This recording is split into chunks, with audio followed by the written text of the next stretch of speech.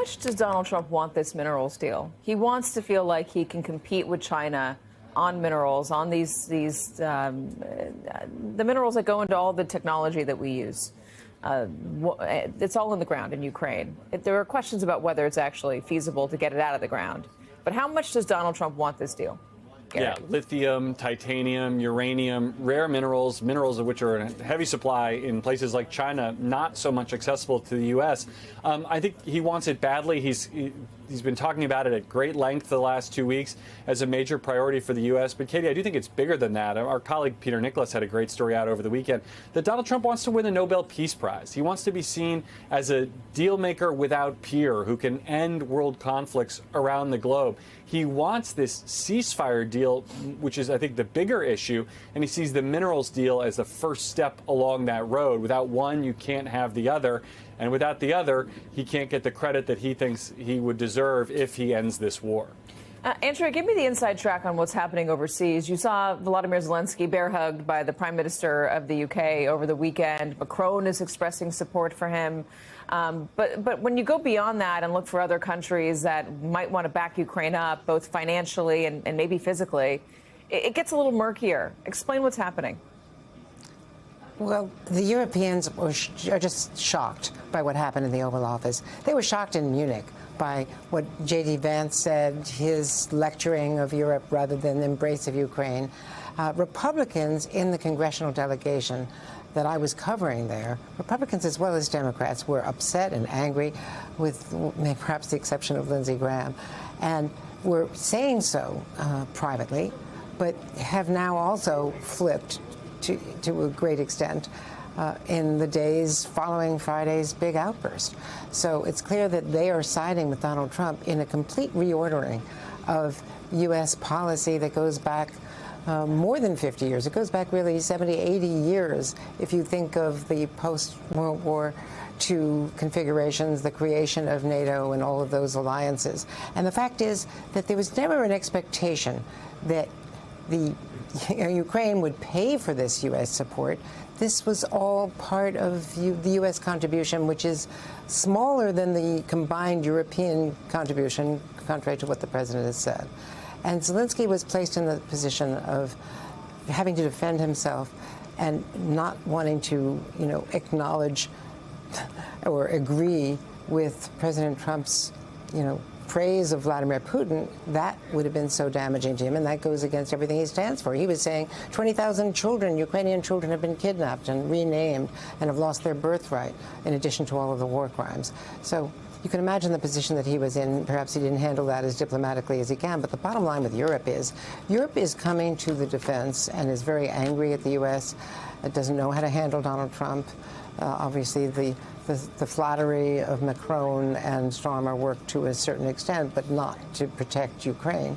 And the real concern is that there are things that the U.S. can do militarily that cannot be done by Europe. They don't have air defenses, they don't have satellite, they don't have the Starlink, which provides the intelligence on what Russia is doing and can be turned off with a flip of a switch by Elon Musk or by the U.S., Donald Trump. So although the two were in sync on that. Well, they've relied.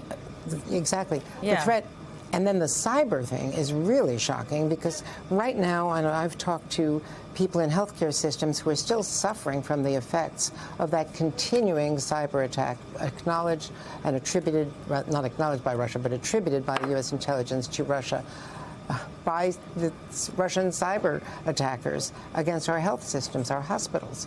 And that continues as a threat. And for that to be switched off by the defense secretary is shocking to people. Yeah, and I want to get to that with Ned in just a moment. But Ashley, first, sticking on Zelensky, watching the Oval Office meetings between Macron and Starmer last week and then seeing Zelensky, I was struck by the takeaway seems to be that the flattery works with Donald Trump, and that's the playbook with him. He does like to be flattered. But I feel like knowing him for as long as I have, and you tell me what you think, I don't know if it works to the extent that the Europeans might need it to work. And I wonder if Volodymyr Zelensky, knowing that, that was the playbook everybody else was playing, I wonder if there was a part of him that understood that that doesn't always work with Donald Trump, and that wasn't necessarily going to work if Zelensky went in there and was obsequious the way that the other two were, that he needed to project a certain amount of strength. Otherwise, Donald Trump was going to walk all over him. Am I wrong to read into it that way? Well, a couple things. I think you're right that the flattery works to a point. So you can look at what happened with Macron and Starmer. They were very obsequious, and to that end, their meetings did not end with them getting thrown out of the Oval Office with angry Truth Social posts. But in terms of what they actually got, the flattery didn't get them that much more, right? It wasn't like President Trump suddenly said, "You're right, I'm going to, turn the blame back on Russia for invading a sovereign nation with no cause." It just sort of meant that the meeting was smoother, but in terms of the actual deal making, they didn't get that much. You're also right, Katie, that Donald Trump does respect displays of strength. In some instances, he respects people who stand up for him. But I think the wrinkle here that Zelensky failed to take into account, or that we saw on full display, is that works when these people who stand up to Trump or defy him, Trump believes that they don't need him. So you see that with Elon Musk. Donald Trump is willing to give Musk a lot of latitude, for now at least, because he understands at the end of the day, with or without Donald Trump, Elon Musk is Elon Musk. He's the richest man in the world. He owns all these outside companies. But the challenge for Zelensky is Zelensky can be tough. Zelensky can stand up to him. Zelensky can have a sort of display of bravado in the Oval Office. But one thing is very clear to both Trump and Zelensky in the world. Zelensky desperately needs Trump. He desperately needs the United States. And so in that manner, I think what you outlined, which is a very fair understanding of President Trump and the dynamics at play, did not work in Zelensky's favor, because you can only stand up to someone like Donald Trump so much when, at the end of the day, you need him. So that is a really good point. So, Ned, if you're going to take that and analyze a little bit more for us from your perspective on this, as somebody who's worked in official capacities at the White House, how does Europe and Zelensky, how do they find a way to show Donald Trump that they aren't as reliant on the United States as they currently are? Is it possible for them to get there in any sort of time frame that would make, leaving the U.S. behind in these negotiations reasonable or feasible for the Europeans and Zelensky?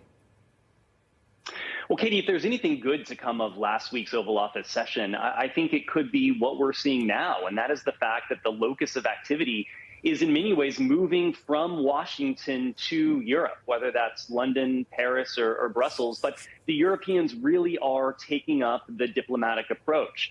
We've seen President Macron, Prime Minister Starmer, both talk about the details of what the process of diplomacy could look like.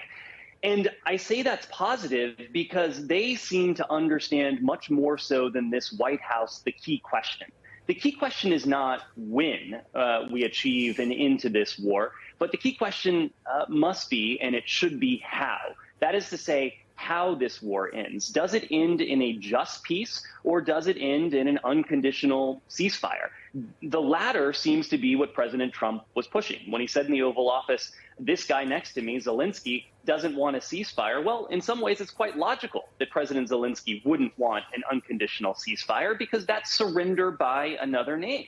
It would leave Russia with 20% of Ukrainian territory. It would leave Vladimir Putin in a position to rest, to refit, to retrain, and ultimately to reattack, just as he has done against places like Moldova, Georgia, and in fact, Ukraine itself in 2022, when he started this re-invasion, this full-scale invasion of Ukraine. So if Prime Minister Starmer, President Macron, others in Europe are willing and able to take that up, I think that's a good thing. Europe has another asset. It also has about $300 billion in frozen Russian reserves. It has been, for valid and good reasons, hesitant to use that, at least to seize that outright. But there are really important questions about what to do with that $300 billion, whether to use it as capital and collateral, to loan Ukraine additional funds for Ukraine's defense industrial base. Europe does have cards, and it seems like they're prepared to play them.